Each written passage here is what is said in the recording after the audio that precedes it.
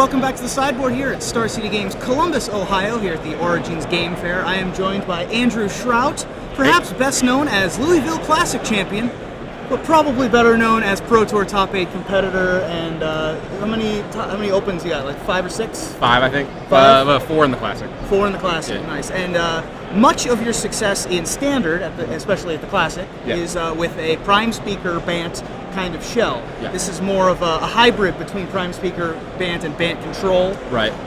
But we had a lot of requests on Twitter for you to talk about this deck, so we're gonna let you take the reins here. Okay. I've talked quite a bit about Prime Speaker Bant. I think I've done like 2 other deck techs like over the last couple months. When I first put the deck together, the big problem that I found was that I was looking for what I was calling a bridge card, something that could get you from the early game through the mid game to the late game. Ideally, something that costs 2 and could just kind of be a stumbling block. It could buy you time against aggro. And lucky for you, they printed Voice of Resurgence. Exactly. At the time, we were trying out Strangleroot Geist, which wasn't quite what we wanted. And then we moved into like Feeling of Dread, main deck Syncopate, all sorts of weird things. Sure. And yeah, Voice is. How did we miss it, right? Exactly. Yeah, no, Voice is perfect. Voice is exactly what you want. It's a huge threat. The best Doomed Traveler ever, being able to have 2 bodies that aren't double green, of course. Right. Like Strangleroot Geist. Yeah. Easy on the mana. Speaking of which, a lot of decks have Farseek. Yeah. Or they have Mana Elves. Your deck has both. Yeah. So I played the deck with 8 mana guys and 4 Farseeks. After that, the kind of consensus build for this style of deck sort of moved away from the mana guys. People started playing things like Azorius Charm, main deck Supreme Verdict, and they would just have like 25 land and 4 Farseek. This is kind of a hedge. I'm playing 5 mana guys. I have 3 Abyssus Pilgrims and 2 Arbor Elves. The best part about this deck, the reason I enjoy playing this deck so much, and I think the reason that it's so powerful is the ability to ramp out. This is basically like the Valakut of this standard. Being able to go from not necessarily 2/4/6 like Valakut could, right, but having 2 mana accelerants on by turn 4 to be able to get your Prime Speaker Zaganas online on turn 4. Yeah, this is the deck that can most consistently play a Thragtusk on turn 3, which is a huge plan. Yeah, so it's not 2/4/6 so much as like 1/3/5. Sure. But this just, and once you have tons of mana, you never run out of things to do once you start chaining Prime Speakers.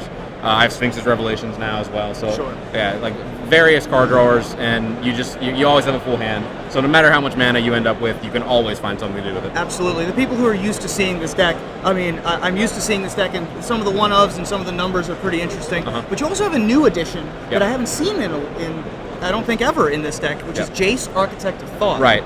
Is that thanks to the Pro Tour showing you how good Jace was again? Maybe. I don't know. No, Jace has gotten better. Jace is actually a lot better than it used to be. Previously, like the aggro decks would be playing things like Hellrider, Thundermaw Hellkite, Falconwrath Aristocrat, cards that didn't really care about a Jace. Whereas now you have to worry about things like Doom Traveler, Young Wolf, Verol's, Cartel Aristocrat.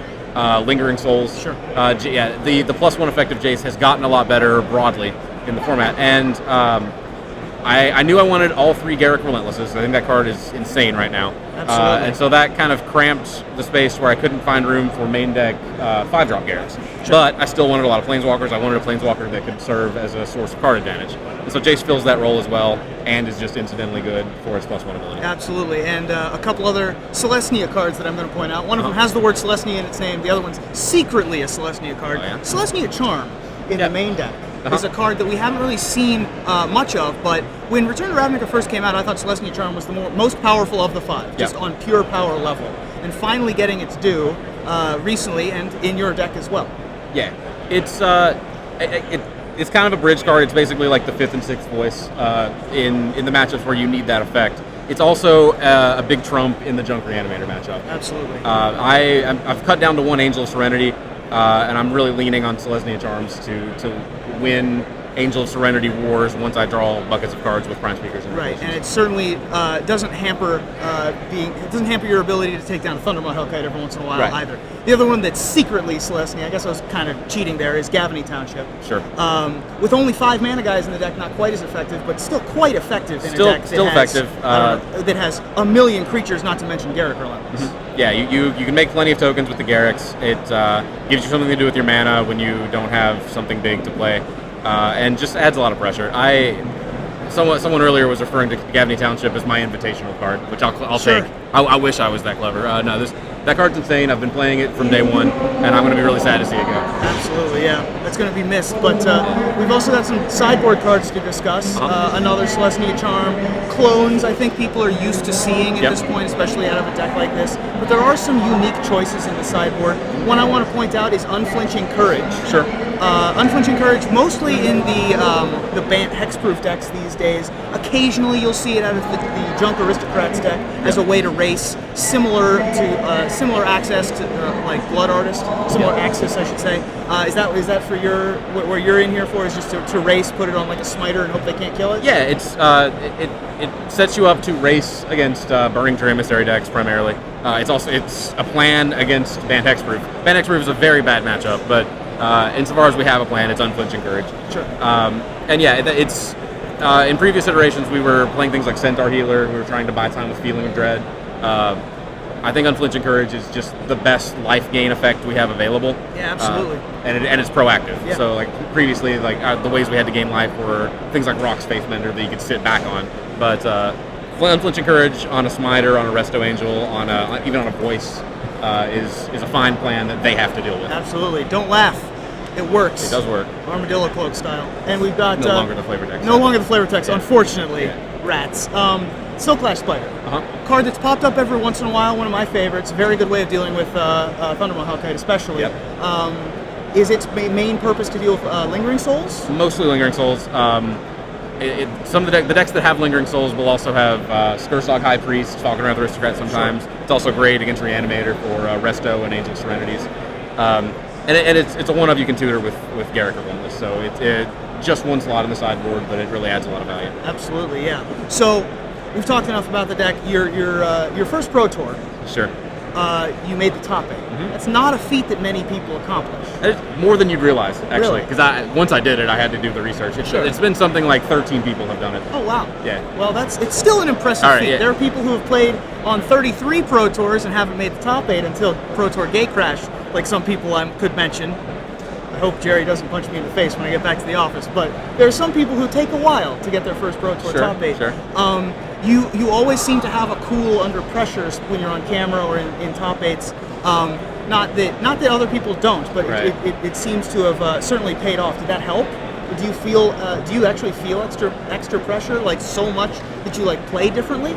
I didn't. I think at the Pro Tour until I actually got to the quarterfinals. There was other lights. Obviously, I was against Josh Erlayton, Player of the Year.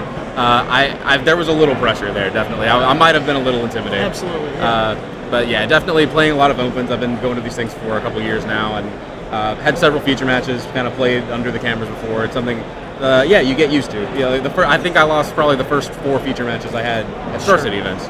Absolutely. But eventually you just kind of get used to it, and it's not a big deal anymore. What kind of suggestions would you have for people at home who are maybe not just starting out in competitive Magic, but who are sort of just starting to get feature matches, just starting to do well in tournaments, and have maybe had 2 or 3 feature matches, but they're still nervous under the lights? Sure. Do you have any suggestions?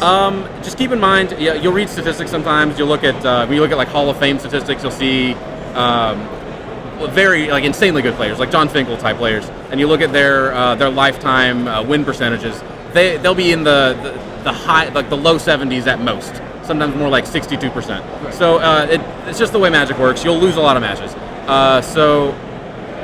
Just kind of keep that in mind and just like play your A game and don't worry about what if you make a mistake on camera, people are going to see it. People are going to think you're an idiot. That'll happen. Don't sweat that.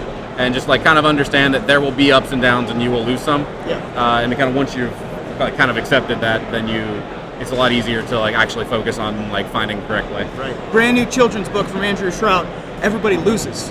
Everybody loses. There you go. Yeah, exactly. So Andrew, thank you so much for joining me, and good luck going forward. You're 6-1, correct? Yes. Going, and we hope to see you again under the camera in the top 8. So thank you so much for joining me. Thank you. Good luck, and we'll be right back here at Star City Games Columbus.